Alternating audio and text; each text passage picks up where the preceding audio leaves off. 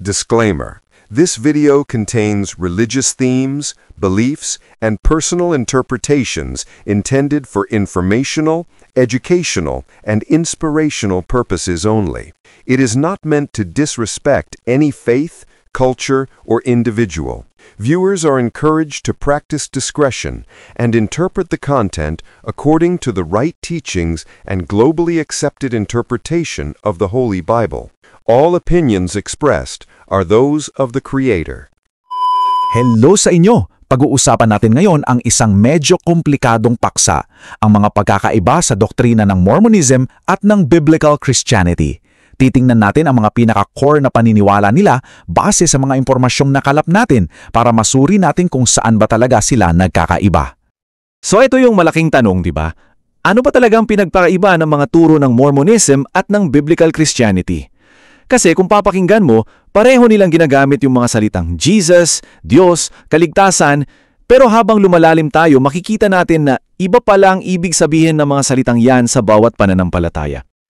Okay, para maging malinaw ang pagtatalakay natin, heto yung magiging journey natin. Uumpisa natin sa pundasyon mismo. Tapos, titingnan natin kung saan sila kumukuha ng katotohanan.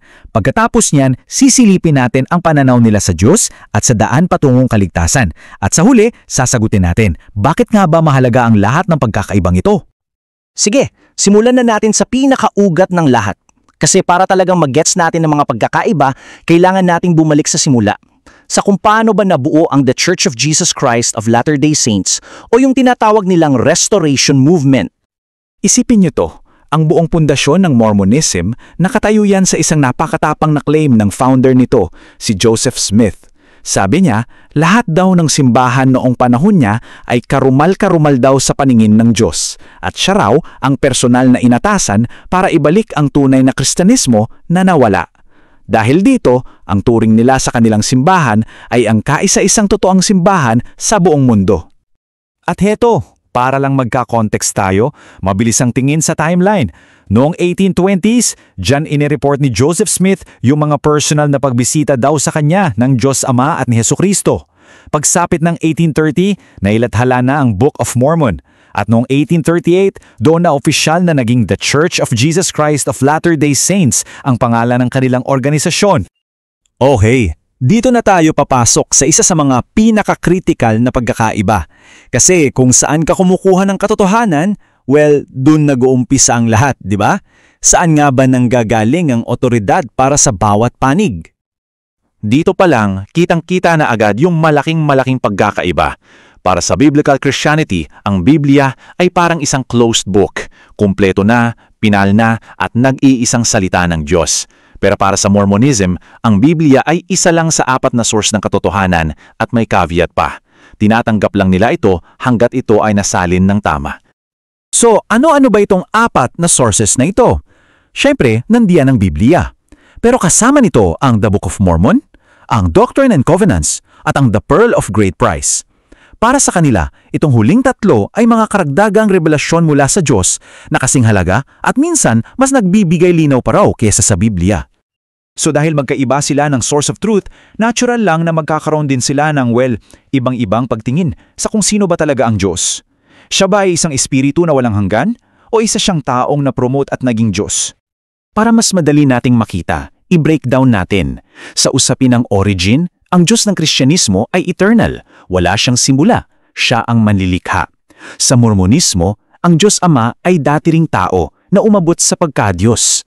Sa nature naman, ang Diyos ay espiritu sa Kristyanismo. Sa Mormonismo, mayroon siyang pisikal na katawan na gawa sa laman at buto. At sa bilang, ang Kristyanismo ay naniniwala sa iisang tunay na Diyos, habang sa Mormonismo, naniniwala sila na maraming Diyos ang umiiral. At para suportahan yung pananaw ng Biblical Christianity, madalas nilang binabanggit itong verse na to mula sa Isaiah. Malinaw na sinasabi rito, bago sa akin ay walang Diyos na nilikha, ni magkakaroon pa man pagkatapos ko. Ito yung pundasyon ng kanilang paniniwala sa isang Diyos. At alam nyo, yung pagkaiba sa kung sino ang Diyos, may direct impact yan sa kung paano nila tinitignan ang tao. Sa Mormonism, meron silang tinatawag na inflated view of humanity.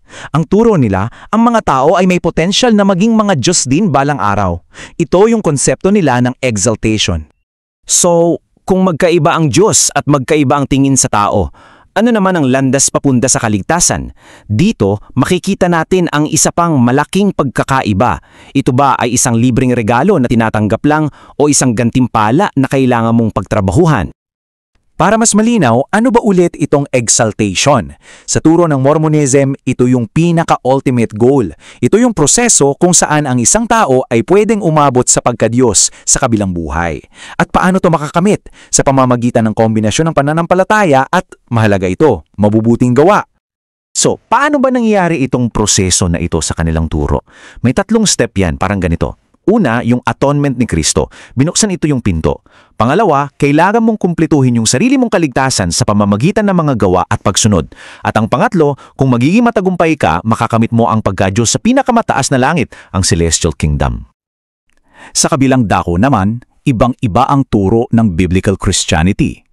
Para sa kanila, ang kaligtasan hindi yan pinaghihirapan. Isa itong regalo, isang libreng regalo mula sa Diyos na tinatanggap sa pamamagitan ng pananampalataya lamang, hindi dahil sa anumang gawa, gaya nga ng sabi sa Ephesians. At dahil magkaiba ang daan patungong kaligtasan, syempre magkaiba rin ang destinasyon. Sa Mormonism, may 3 kingdoms o antas ng langit, ang celestial, terrestrial at telestial. Sa Biblical Christianity naman, mas simple ang pananaw. May 2 destinasyon lang, langit para sa mga nananampalataya at impyerno para sa mga hindi. So pagkatapos ng lahat ng yan, baka iniisip nyo, bakit ba importante ito? Bakit kailangan nating pag-usapan? Well, mahalaga ito kasi hindi lang to basta maliliit na technicalities, di ba? Ang mga ito ay nagpapakita ng 2 magkaibang landas, 2 magkaibang sistema ng paniniwala. So para i-recap, heto yung 4 na major na pinagkaiba. Una, sa autoridad. Biblia lang ba o may mga dagdag na aklat? Pangalawa, sa Diyos. Isang eternal na espiritu ba o isa lang sa maraming Diyos na dating tao? Pangatlo, sa tao. Nilikha lang ba tayo o may potensyal tayong maging Diyos? At pang-4, sa kaligtasan. Regalo ba to o kailangang pagtrabahuhan? Para ma-capture natin yung isang perspective, may isang quote dito mula sa isa sa mga sources natin na nagsasabing, ang problema sa Mormonism ay sinasalungat, binabago at dinadagdagan nito ang Biblia. Again, mahalagang tandaan na ito ay ang pananaw mula sa partikular na source na iyon at hindi isang personal na conclusion. At para tapusin ang ating pagtatalakay, iiwan ko kayo ng isang tanong na sana'y pag-isipan ninyo. Paano nga ba hinuhubog ng pinakapundasyon ng anumang sistema ng paniniwala, relihiyon man yan o hindi, ang bawat maliliit na bahagi ng buong istruktura nito? Sa video na ito, tinalakay natin ang mga pangunahing katuruan ng The Church of Jesus Christ of Latter-day Saints o LDS at inihambing ito sa mga makasaysayang paniniwala ng Kristyanismo mula sa pananaw tungkol sa Diyos, kay Hesukristo, sa mga kasulatan, pahayag, kaligtasan at walang hanggang kapalaran. Sinuri ng episode na ito kung saan nagkakatugma at nagkakaiba ang 2 tradisyong panrelihiyon.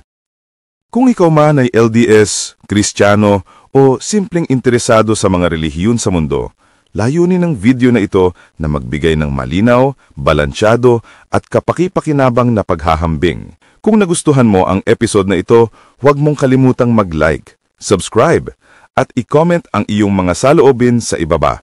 Aling sistema ng paniniwala ang sa tingin mo ay ang siyang pinakamalapit sa biblical na Kristyanismo?